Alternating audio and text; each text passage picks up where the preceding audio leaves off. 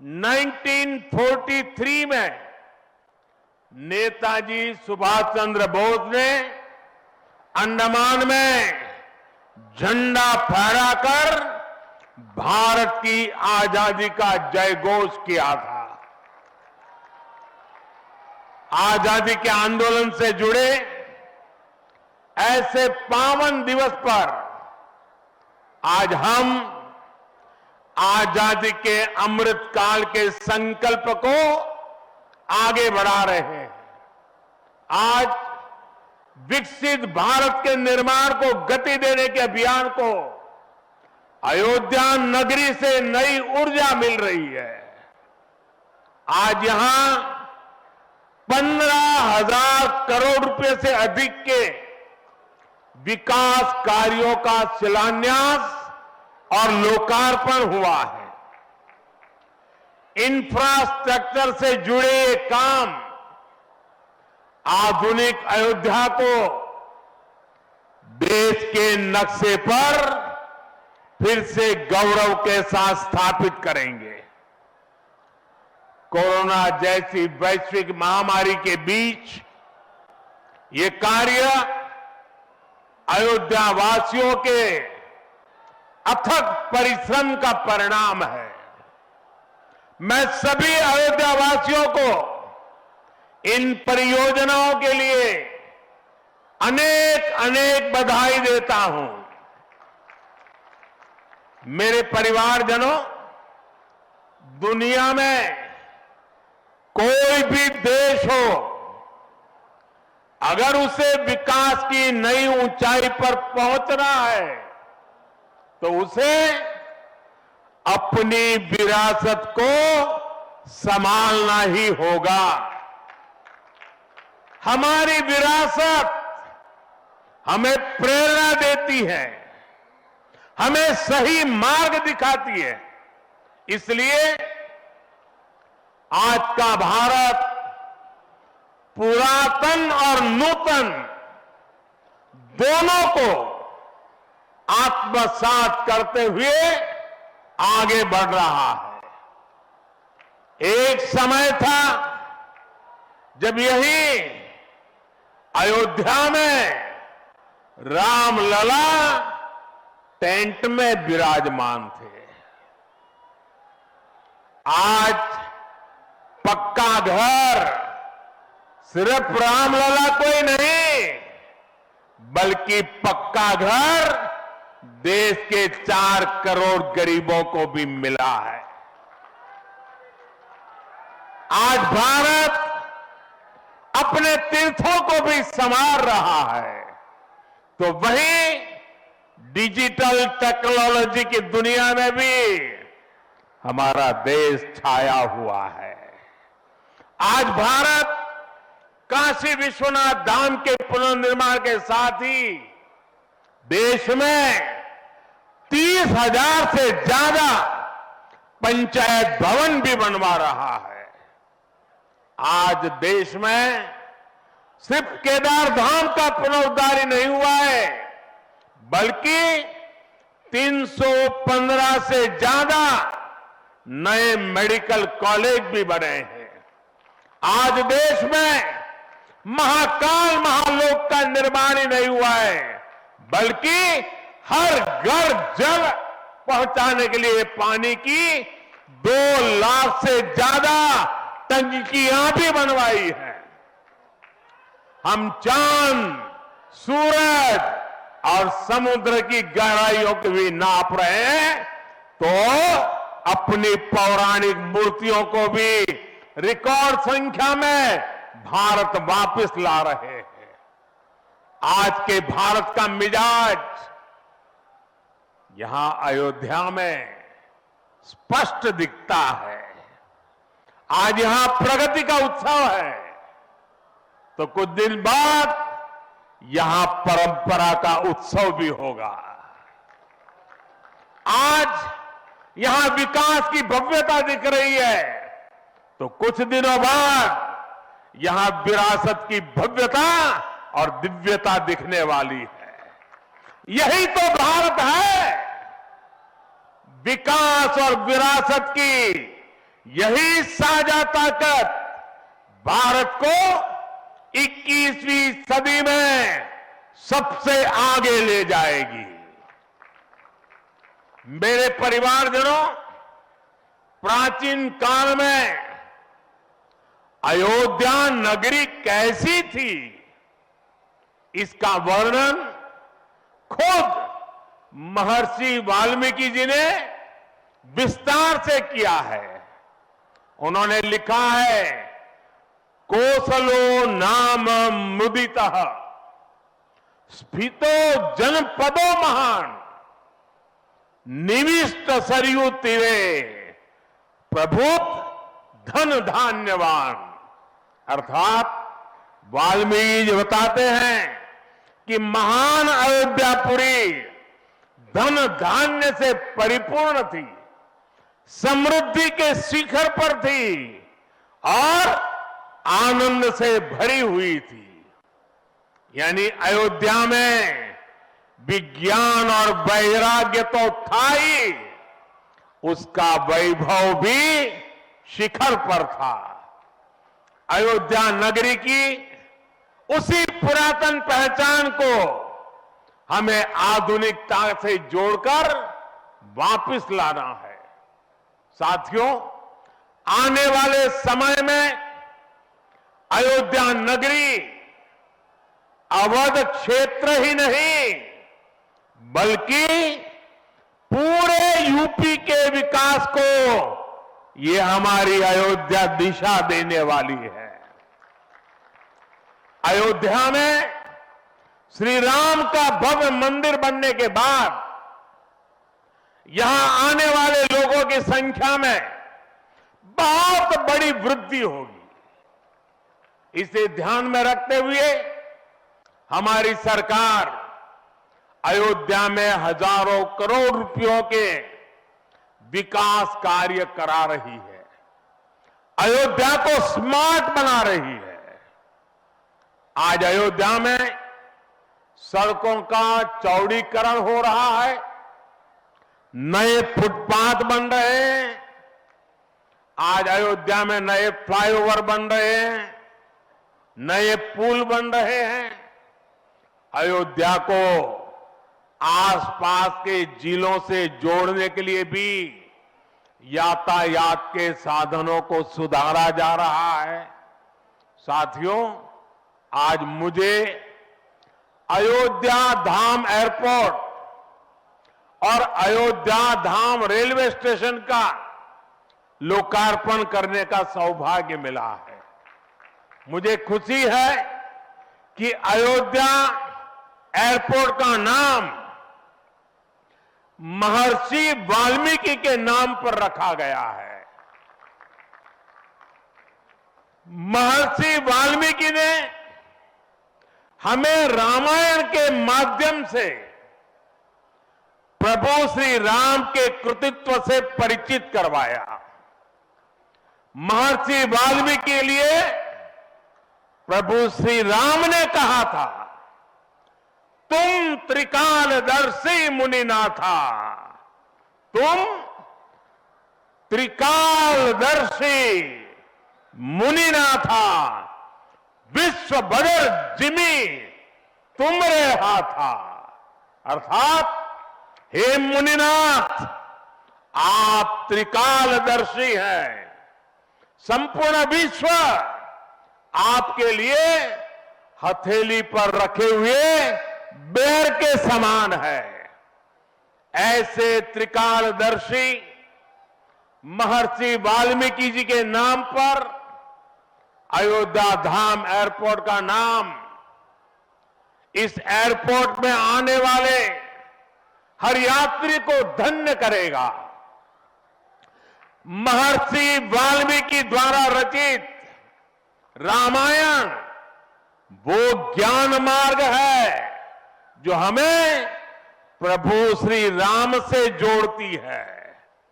आधुनिक भारत में महर्षि Valmiki international airport Ayodhya धाम हमें दिव्य भव्य नव्य राम मंदिर से जोड़ेगा। जो ये नया एयरपोर्ट बना है उसकी क्षमता हर साल 10 लाख यात्रियों को सेवा करने की क्षमता है। जब इस एयरपोर्ट के दूसरे चरण का काम भी पूरा हो जाएगा तो महर्षि वाल्मीकि इंटरनेशनल एयरपोर्ट पर हर साल 60 लाख यात्री आ जा सकेंगे। अभी अयोध्या धाम रेलवे स्टेशन पर हर रोज 10-15 हजार लोगों को उनकी सेवा करने की क्षमता है। स्टेशन का पूरा विकास होने के बाद अयोध्या धाम रेलवे स्टेशन पर हर रोज 60,000 लोग आ जा सकेंगे।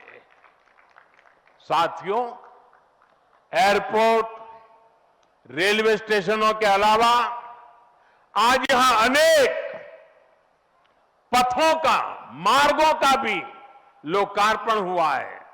राम पथ, भक्ति पथ, धर्म पथ और श्री राम जन्मभूमि पथ से आवाजाही और सुगम होगी।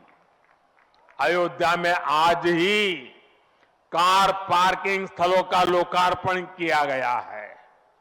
नए मेडिकल कॉलेज से यहां आरोग्य की सुविधाओं को और विस्तार मिलेगा। सरयू जी की निर्मलता बनी रहे, इसके लिए भी डबल इंजन सरकार पूरी तरह समर्पित है। सरयू जी में गिरने वाले दूषित पानी को रोकने के लिए भी काम शुरू हुआ है। राम की पैड़ी को एक नया स्वरूप दिया गया है। सरयू के किनारे नए नए घाटों का विकास हो रहा है। यहां के सभी प्राचीन कुंडों का पुनरुद्धार भी किया जा रहा है। लता मंगेशकर चौक हो या राम कथा स्थल, ये अयोध्या की पहचान बढ़ा रहे हैं। अयोध्या में बनने जा रही नई टाउनशिप यहां के लोगों का जीवन और आसान बनाएगी। विकास के इन कार्यों से अयोध्या में रोजगार और स्वरोजगार के नए अवसर भी बनेंगे। इससे यहां के टैक्सी वाले, रिक्शा वाले, होटल वाले, ढाबे वाले, प्रसाद वाले, फूल बेचने वाले, पूजा का सामग्री बेचने वाले, हमारे छोटे मोटे दुकानदार भाई, सभी की आय बढ़ेगी। मेरे परिवारजनों, आज यहां आधुनिक रेलवे के निर्माण की तरफ एक और बड़ा कदम देश ने उठाया है। वंदे भारत और नमो भारत के बाद आज एक और आधुनिक ट्रेन देश को मिली है। इस नई ट्रेन सीरीज का नाम अमृत भारत ट्रेन रखा गया है। वंदे भारत, नमो भारत और अमृत भारत ट्रेनों की ये त्रिशक्ति भारतीय रेलवे का कायाकल्प करने जा रही है। इससे बड़ी खुशी की बात क्या हो सकती है कि पहली अमृत भारत ट्रेन अयोध्या से गुजर रही है। Delhi Darbhanga Amrit Bharat express train Delhi, UP, Bihar के लोगों की यात्रा को आधुनिक बनाएगी। इससे बिहार के लोगों के लिए भव्य राम मंदिर में विराजने जा रहे रामलला के दर्शन को और सुगम बनाएगी। ये आधुनिक अमृत भारत एक्सप्रेस ट्रेन विशेष रूप से हमारे गरीब परिवार, हमारे श्रमिक साथियों को बहुत मदद करेगी।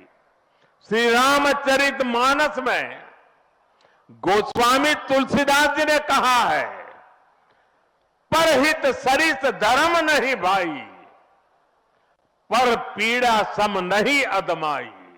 अर्थात दूसरों की सेवा करने से बड़ा और कोई धर्म, कोई और कर्तव्य नहीं है।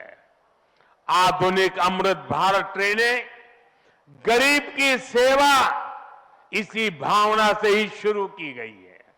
जो लोग अपने काम के कारण अक्सर लंबी दूरी का सफर करते हैं, जिनकी उतनी आमदनी नहीं है, वे भी आधुनिक सुविधाओं और आरामदायक सफर के हकदार हैं। गरीब के जीवन की भी गरिमा है। इसी ध्येय के साथ इन ट्रेनों को डिजाइन किया गया है। आज ही पश्चिम बंगाल और कर्नाटका के साथियों को भी उनके राज्य की पहली अमृत भारत एक्सप्रेस ट्रेन मिली है। मैं इन राज्यों को भी अमृत भारत ट्रेनों की बधाई दूंगा। मेरे परिवारजनों, विकास और विरासत को जोड़ने में वंदे भारत एक्सप्रेस बहुत बड़ी भूमिका निभा रही है। देश की पहली वंदे भारत एक्सप्रेस ट्रेन काशी के लिए चली थी। आज देश के 34 रूट पर वंदे भारत एक्सप्रेस ट्रेनें चल रही है।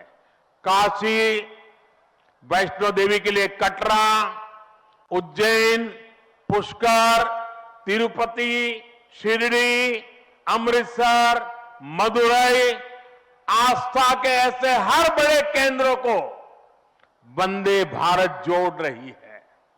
इसी कड़ी में आज अयोध्या को भी वंदे भारत ट्रेन का उपहार मिला है। आज अयोध्या धाम जंक्शन, आनंद विहार वंदे भारत शुरू की गई है।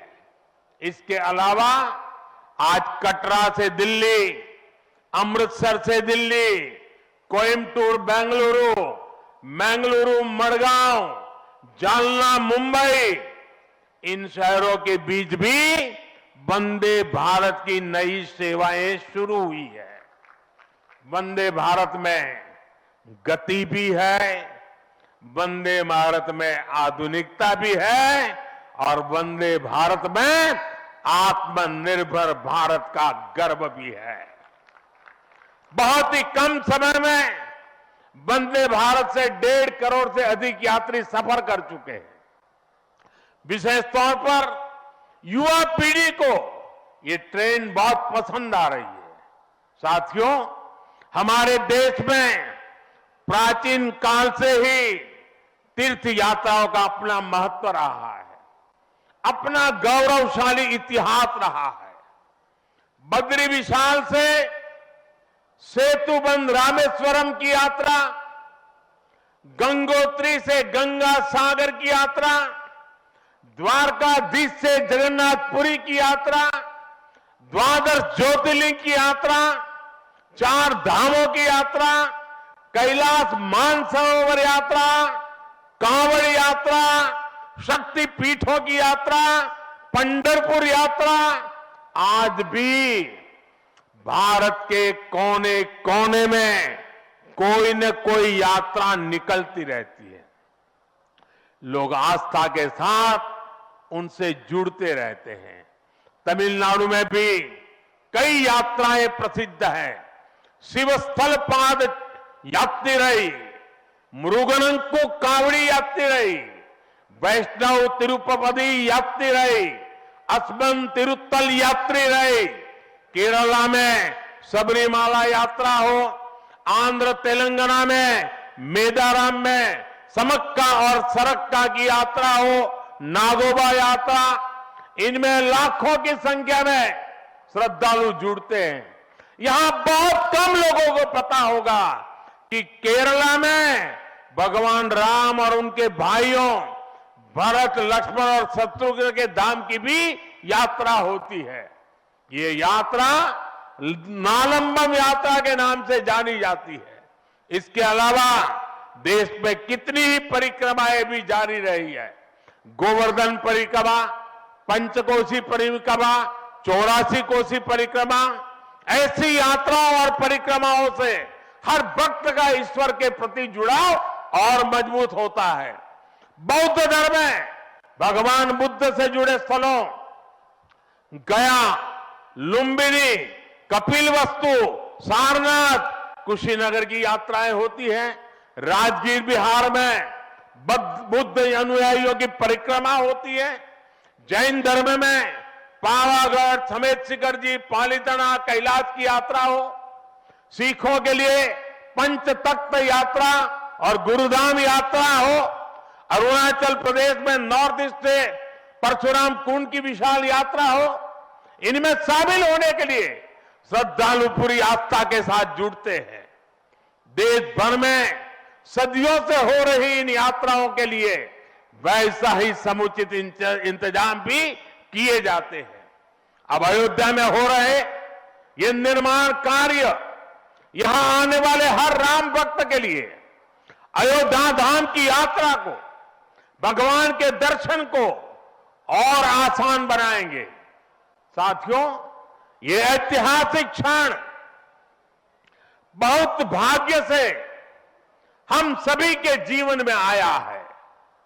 हमें देश के लिए नव संकल्प लेना है, खुद को नई ऊर्जा से भरना है। इसके लिए 22 जनवरी को आप सभी अपने घरों में, मैं पूरे देश के 140 करोड़ देशवासियों को अयोध्या की इस पवित्र भूमि से प्रार्थना कर रहा हूं। अयोध्या की प्रभु राम की नगरी से प्रार्थना कर रहा हूं। मैं 140 करोड़ देशवासियों को हाथ जोड़ करके प्रार्थना कर रहा हूं कि आप 22 जनवरी को जब अयोध्या में प्रभु राम विराजमान हो, अपने घरों में भी श्री राम ज्योति जलाएं, दीपावली मनाएं। 22 जनवरी की शाम पूरे हिंदुस्तान में जगमग जगमग होनी चाहिए। लेकिन साथ ही मेरे सभी देशवासियों से एक करबद्ध प्रार्थना और भी है।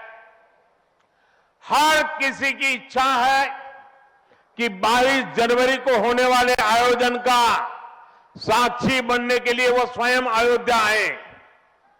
लेकिन आप भी जानते हैं कि हर किसी का आना संभव नहीं है। अयोध्या में सबका पहुंचना बहुत मुश्किल है और इसलिए सभी राम भक्तों को, देश भर के राम भक्तों को, उत्तर प्रदेश के विशेष करके राम भक्तों को मेरा हाथ जोड़ करके प्रणाम के साथ प्रार्थना है, मेरा आग्रह है कि 22 जनवरी को एक बार विधि पूर्वक कार्यक्रम हो जाने के बाद 23 तारीख के बाद अपनी सुविधा के अनुसार वो अयोध्या आए। अयोध्या आने का मन 22 तारीख को न बनाए। प्रभु राम जी को तकलीफ हो ऐसा हम भक्त कभी कर नहीं सकते हैं। प्रभु राम जी पधार रहे हैं तो हम भी कुछ दिन इंतजार करें। 550 साल इंतजार किया है, कुछ दिन और इंतजार कीजिए। और इसलिए सुरक्षा के लिहाज से, व्यवस्था के लिहाज से मेरी आप सबसे बार बार प्रार्थना है कि कृपा करके, क्योंकि आप प्रभु राम के दर्शन, अयोध्या का नव्य भव्य दिव्य मंदिर आने वाली सदियों तक दर्शन के लिए उपलब्ध है। आप जनवरी में आए, फरवरी में आए, मार्च में आए, 1 साल के बाद आए, 2 साल के बाद आए, मंदिर है ही। और इसलिए 22 जनवरी को यहां पहुंचने के लिए भीड़भाड़ करने से आप बचिए, ताकि यहां जो व्यवस्था है, मंदिर के जो व्यवस्थापक लोग हैं, मंदिर का जो ट्रस्ट है, हमें इतना पवित्र काम उन्होंने किया है, इतनी मेहनत करके किया है, पिछले 3-4 साल से दिन रात काम किया है, उनको हमारी तरफ से कोई तकलीफ नहीं होनी चाहिए। और इसलिए मैं बार बार आग्रह करता हूं कि 22 को यहां पहुंचने का प्रयास हम न करें। कुछ ही लोगों को निमंत्रण गया है, वे लोग आएंगे और 23 के बाद सारे देशवासियों के लिए आना बड़ा सरल हो जाएगा। साथियों, आज मेरा एक आग्रह मेरे अयोध्या के भाई बहनों से है। आपको देश और दुनिया के अनगिनत अतिथियों के लिए तैयार होना है। अब देश दुनिया के लोग लगातार हर रोज अयोध्या आते रहेंगे। लाखों की तादाद में लोग आने वाले हैं, अपनी अपनी सुविधा से आएंगे। कोई 1 साल में आएगा, 2 साल में आएगा, 10 साल में आएगा, लेकिन लाखों लोग आएंगे। और ये सिलसिला अब अनंत काल तक चलेगा, अनंत काल तक चलेगा। इसलिए अयोध्या वासियों को, आपको भी एक संकल्प लेना है, और ये संकल्प है अयोध्या नगर को भारत का सबसे स्वच्छ शहर बनाने का। ये स्वच्छ अयोध्या, ये अयोध्या वासियों की जिम्मेदारी है, और इसके लिए हमें मिलकर हर कदम उठाना है। मैं आज देश के सभी तीर्थ क्षेत्रों और मंदिरों से अपना आग्रह दोहराऊंगा।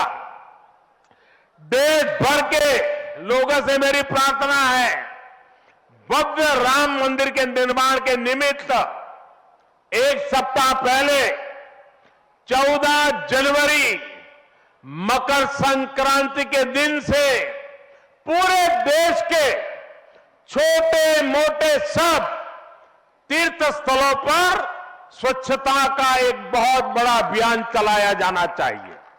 हर मंदिर, हिंदुस्तान के हर कोने में हमें उसकी सफाई का अभियान मकर संक्रांति 14 जनवरी से 22 जनवरी तक हमें चलाना चाहिए।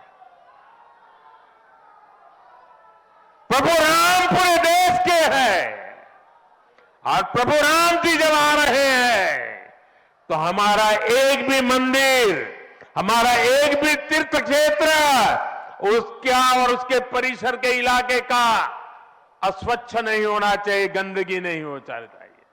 साथियों, अब से कुछ देर पहले मुझे अयोध्या नगरी में ही एक और सौभाग्य प्राप्त हुआ है। आज मुझे खुशी है ये बताते हुए कि उज्ज्वला गैस कनेक्शन की 10 करोड़वीं लाभार्थी बहन के घर मुझे जाकर के चाय पीने का मौका मिला। जब 1 मई 2016 को हमने यूपी के बलिया से उज्ज्वला योजना शुरू की थी, तो कोई कल्पना भी नहीं कर सकता था कि ये योजना सफलता की इस ऊंचाई पर पहुंचेगी। इस योजना ने करोड़ों परिवारों का, करोड़ों माताओं बहनों का जीवन हमेशा के लिए बदल दिया है। उन्हें लकड़ी के धुएं से मुक्ति दिलाई है। साथियों, हमारे देश में गैस कनेक्शन देने का काम 60-70 साल पहले शुरू किया गया था, 6-7 दशक पहले। लेकिन 2014 तक हालत ये थी कि 50-55 साल में सिर्फ 14 करोड़ गैस कनेक्शन ही दिए जा चुके थे, यानी 5 दशक में 14 करोड़। जबकि हमारी सरकार ने 1 दशक में 18 करोड़ नए गैस कनेक्शन दिए हैं और इस 18 करोड़ में 10 करोड़ गैस कनेक्शन मुफ्त में दिए गए हैं, उज्ज्वला योजना के तहत दिए गए हैं। जब गरीब की सेवा की भावना हो, जब नीयत नेक हो, तो इसी तरह से काम होता है, इसी तरह के नतीजे मिलते हैं। आजकल कुछ लोग मुझसे पूछते हैं कि मोदी की गारंटी में इतनी ताकत क्यों है? मोदी की गारंटी में इतनी ताकत इसलिए है क्योंकि मोदी जो कहता है वो करने के लिए जीवन खपा देता है। मोदी की गारंटी पर आज देश को इसलिए भरोसा है क्योंकि मोदी जो गारंटी देता है उसे पूरा करने के लिए दिन रात एक कर देता है। ये अयोध्या नगरी भी तो इसकी साक्षी है और मैं आज अयोध्या के लोगों को फिर से विश्वास दूंगा कि इस पवित्र धाम के विकास में हम कोई कोर कसर बाकी नहीं छोड़ेंगे। श्री राम हम सभी पर आशीर्वाद रखें, इसी कामना के साथ अपनी वाणी को विराम देता हूं। प्रभु श्री राम के चरणों में प्रणाम करता हूं और आप सबको विकास कार्यों की बधाई देता हूं। मेरे साथ बोलिए, सियावर रामचंद्र की, सियावर रामचंद्र की, सियावर रामचंद्र की, भारत माता की, भारत माता की, भारत माता की। बहुत बहुत धन्यवाद।